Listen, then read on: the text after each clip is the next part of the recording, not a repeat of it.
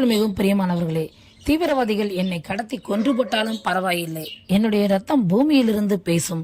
என்னுடைய ரத்தம் கிறிஸ்தவர்களுக்கு ஒரு விடுதலையை கொண்டு வரும் என்று நைஜீரியாவை சேர்ந்த போதகர் ஒருவர் வெளியிட்டுள்ள வீடியோ பதிவுகள் தற்பொழுது சமூக வலைதளத்தில் பரவி வைரலாகி வருகிறது.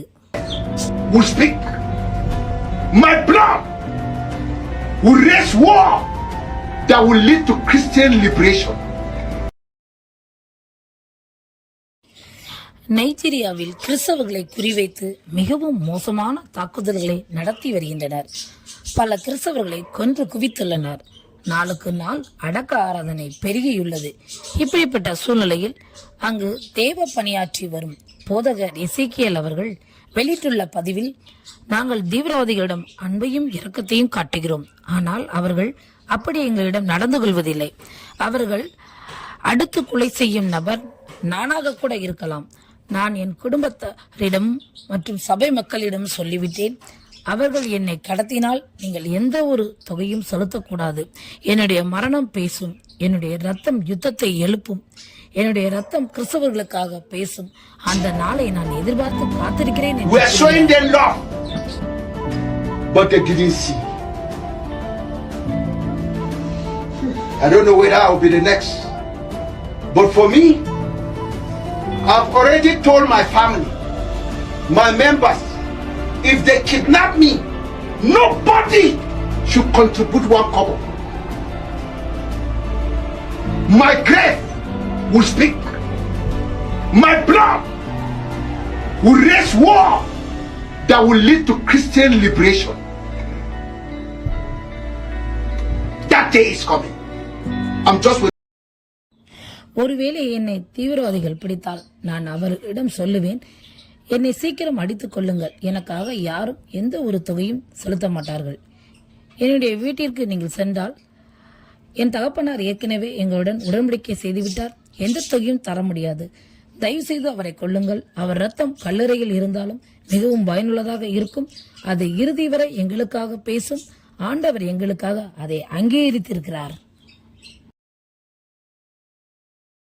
Tell them, please kill me quickly, because nobody will be come.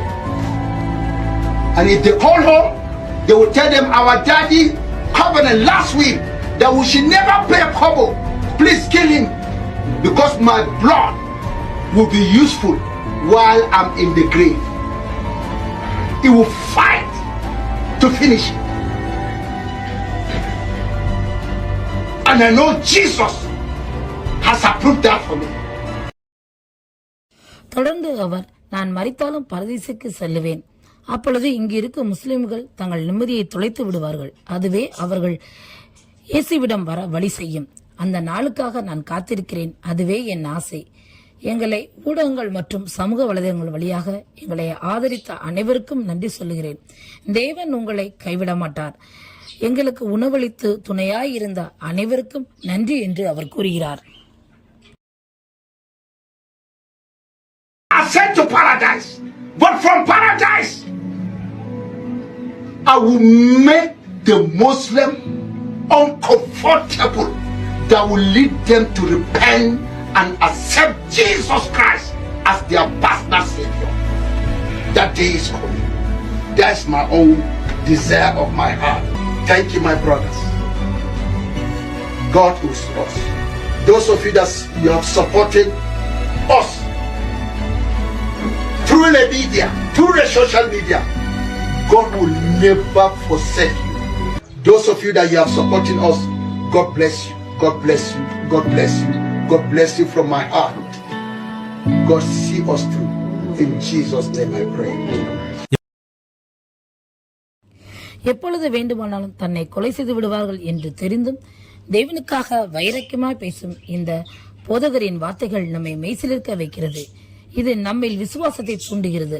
Nigeria ஜனங்களின் பாதுகாப்பிற்காக நம்முடைய ஜெபங்களில் நாம் தொடர்ந்து நினைவு கூறுவோம், ஜெபிப்போம். அது நமது கடமையாகிறது.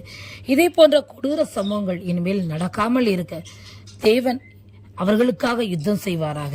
ஆமேன்.